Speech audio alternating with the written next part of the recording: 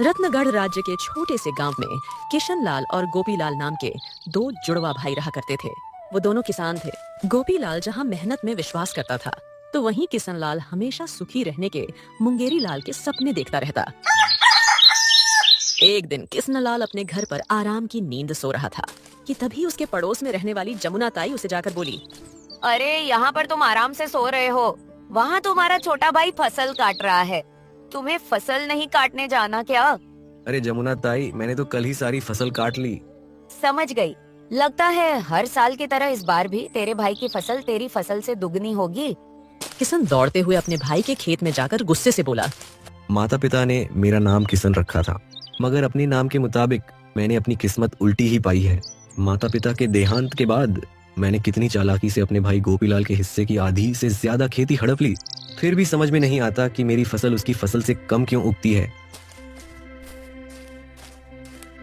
किशनलाल घर पर जाकर दोबारा सो गया। अगले दिन किशनलाल का दरवाजा कोई जोर जोर से खटखटाने लगा। अब इतनी सुबह सुबह कौन आ गया? एक तो ये गांव वाले ना ठीक से सोने भी नहीं देते। इतना बोलकर किशनलाल ने दरवाजा खोल दिया। किशनलाल के सामने एक मोटा व्यक्ति दो दुबले व्यक्तियों के साथ खड़ा था। तुमने मुझे पहचाना नहीं? मैं गांव का महाजन मजूमदार हूँ।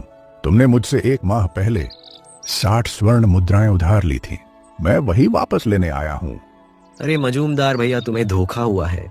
मेरा नाम किशनलाल नहीं बल्कि गोपीलाल है। मेरा भाई किशनलाल तो सामने वाले घर पर रहता है। यह सुनकर महाजन पूरी तरह से चौंकता हुआ बोला, माफ करना गोपीलाल, मुझसे गलती हो गई। तुम दोनों भाई जुड़वा हो ना, इसीलिए ऐसा हुआ। ठीक है, आइंदा से ऐसी गलती मत करना। महाजन दो व्यक्तियों के साथ तुरंत बाहर चला गया। जान बची तो लाखों पाए। अब मेरा सारा कर्जा गोपीलाल चुकाए। आहा, क्या दिमाग पाया है मैं। महाजन तुरंत गोपीलाल के घर पहुंचकर उसका दरवाजा पीटने लगा। गोपीलाल दरवाजा खोलकर महाजन से बोला, अबे क्या है बे, दरवाजा तो तू ऐसे पीट रहा है जैसे कि तेरा मेरे ऊपर कोई कर्ज निकल रहा हो। 1 माह होने को आया है, आज तो 60 स्वर्ण मुद्राएं वापस लिए बगैर नहीं लौटूंगा, बताए दे रहा हूँ। चलो अब निकालो मेरी मुद्राएं। अबे तेरा दिमाग तो ठीक है, कहीं तू नशे में तो नहीं है? रात को भांग के पकौड़े खा के सोया था क्या बे? मैंने कौन सी मुद्राएं ली है तेरे से? देखो किशनलाल, 60 स्वर्ण मुद्राओं के लिए अपना ईमान खराब मत करो, और मैंने कोई भांग के पकौड़े नहीं खाए हैं। यह सुनकर गोपीलाल बुरी तरह से चौंकता हुआ बोला, अरे भैया, मेरा नाम किशनलाल नहीं है बल्कि गोपीलाल है। मेरा भाई किशनलाल तो सामने वाले मकान पर रहता है। जाओ जाकर उससे अपना कर्ज वसूलो। मेरे माथे में क्यों दर्द कर रहे हो? जाओ यहाँ से। इतना बोलकर गोपीलाल ने दरवाजा बंद कर दिया। महाजन अपना सर खुजाते हुए बोला, मगर मैं जहाँ से आया हूँ उसने तो बताया है कि वो गोपीलाल है। पर गोपीलाल या किशनलाल, हे भगवान, अजीब गोरख धंधा है। जब यह दोनों ही गोपीलाल है तो फिर किशनलाल कौन है? अरे अरे, मैं पागल हो जाऊंगा। तभी महाजन के दो साथियों में से एक साथी बोला, अरे महाजन जी, मुझे लगता है जहाँ हम पहले गए थे ना, वही किशनलाल है। आपको गोपीलाल बोल रहा है। मेरे पास एक उपाय है। इतना बोलकर महाजन का दूसरा साथी महाजन के कान में कुछ बताने लगा। महाजन मुस्कुराते हुए बोला, यह तुमने अच्छा उपाय दिया है, कल इसी को अपनाते हैं। अभी चलो यहाँ से, अब देखता हूँ कैसे बचता है यह किशन।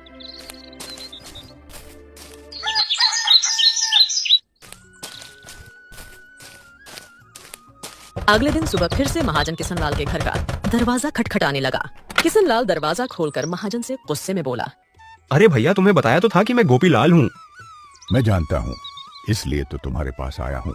दरअसल कल मुझसे एक बहुत भारी भूल हो गई।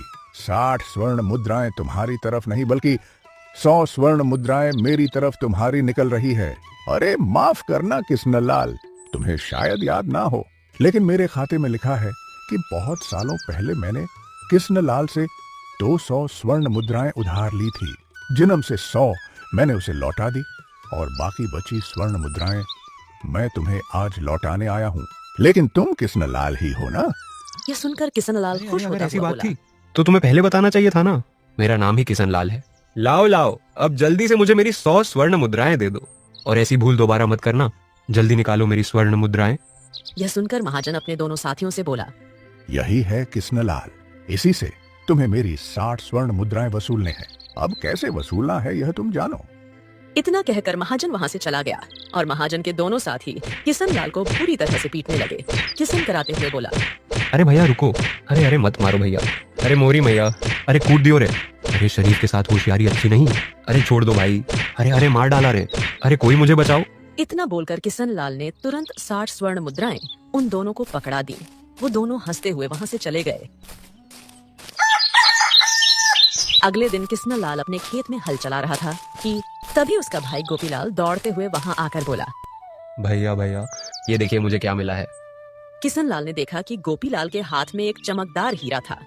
अरे यह तो बहुत ही कीमती हीरा है, ये तुम्हें कहाँ से मिला? भैया मैं खेत में हल चला रहा था, तभी मेरी नजर खेत की मिट्टी पर पड़ी, ये उसके नीचे दबा हुआ था। यह सुनकर किशन लाल अपने मन में बोला, इसका मतलब वहाँ पर और भी हीरे होंगे, हो ना हो वहाँ पर हीरे की खदान भी हो सकती है। मुझे कुछ तो करना ही होगा। देखो गोपीलाल, एक बात मैंने तुमसे वर्षों पहले छुपाई थी। कौन सी बात भाई? माता पिता के देहांत के बाद मेरे मन में ज्यादा लालच आ गया था और मैंने तुम्हारे हिस्से की जमीन भी हड़प ली थी भाई, लेकिन मुझे मन ही मन बहुत पछतावा है उस बात का। भैया मुझे शक तो था, लेकिन मैंने आपसे कोई शिकायत नहीं की। लेकिन मैं प्रायश्चित करना चाहता हूँ, क्या तुम मेरी उसमें कोई मदद नहीं कर सकते? मुझे प्रायश्चित करना है, मतलब मैं चाहता हूँ कि तुम मेरे हिस्से के सारे खेत की जमीन ले लो और अपने हिस्से की छोटी सी खेत की जमीन मुझे दे दो। मैं उस छोटे से टुकड़े में खेती कर अपना गुजर बसर करना चाहता हूँ। ये सुन गोपीलाल बुरी तरह से चौंक पड़ा समझ और गया, अपने मन में ये भैया अपनी हरकत से बाज नहीं आएंगे, बहुत होशियार बन रहे हैं। ये सोच रहे होंगे कि इस खेत के हीरे हैं और मेरे खेत में और भी होंगे। गोपीलाल गुस्से से किशन लाल से बोला, भैया जब मुझे कोई शिकायत नहीं है तो आप अपनी सारी खेत मुझे क्यों देना चाहते हैं? गोपी भाई, मैं प्रायश्चित करना चाहता हूँ। ठीक है, जैसी आपकी इच्छा। उस दिन से किशन गोपी के खेत में हल चलाने लगा। कुछ ही दिनों में किशन ने गोपी के खेत की सारी मिट्टी खोद डाली, मगर उसे एक भी हीरा ना मिला। हाय हाय, मैं तो लुट गया, हाय मैं बर्बाद हो गया। मैं तो वहीं पर जाकर दोबारा खड़ा हो गया जहाँ से चला था। सत्यानाश जाए मेरा, इस जमीन पर तो एक भी हीरा नहीं है। तभी वहाँ पर गोपी दौड़ता हुआ हाथों में एक मटका लेकर आ पहुँचा। भैया भैया ये देखो मुझे क्या मिला। किशन ने देखा कि वो मटका स्वर्ण मुद्राओं से भरा था। अरे ये मटका तो स्वर्ण मुद्राओं से भरा हुआ है, ये तुम्हें कहाँ मिला? भैया मैं आपके खेत में हल चला रहा था कि तभी जमीन खोदते हुए कोई चीज अटक गई। जब मैंने खोद कर देखा तो मुझे यह स्वर्ण मुद्राओं से भरा हुआ मटका मिला। ये सुनकर किशन बुरी तरह से बस बहुत हो गया, हम दोनों एक ही माता पिता की संतान हैं। तुम्हारा नाम गोपी है और मेरा नाम किशन है, फिर भी तुम भाग्य के इतने धनी हो, आखिर क्यों? भैया क्योंकि मैं मेहनत करता हूँ और आप केवल बैठे बैठे सुखी होने के सपने देखते रहते हो। गोपी की बात सुनकर किशन गहरी सोच में डूबता हुआ बोला, देखो मैं समझ गया कि तुम्हारा भाग्य केवल तुम्हारे नाम की वजह से ही प्रबल है। क्या मतलब है आपका? मतलब ये कि आज से मेरा नाम गोपी है और तुम्हारा नाम किशन है। अरे ये क्या पागलपन है भैया, नाम बदलने से भाग्य नहीं बदलता। नहीं, अब चाहे मेरा भाग्य बदले या ना बदले, मैं अपना नाम आज से गोपी रखता हूँ और तुम्हारा नाम किशन रखता हूँ। भैया ऐसा है, मुझे धन का ज्यादा लालच नहीं है। तुम चाहो तो मैं तुम्हें इन स्वर्ण मुद्राओं में से आधी स्वर्ण मुद्राएं देने के लिए तैयार हूँ। नहीं नहीं, भीख नहीं चाहिए मुझे। अब मैंने अपना नाम गोपी रख लिया है तो मुझे विश्वास है कि मेरा भाग्य पलट जाएगा। जैसे आपकी इच्छा भैया। इतना बोलकर गोपी वहाँ से चला गया। किशन अपने घर पर लेटा हुआ था, तभी उसके घर का कोई दरवाजा खटखटाने लगा। अब तो मैंने अपना नाम भी गोपी रख लिया है, अब कौन आ गया?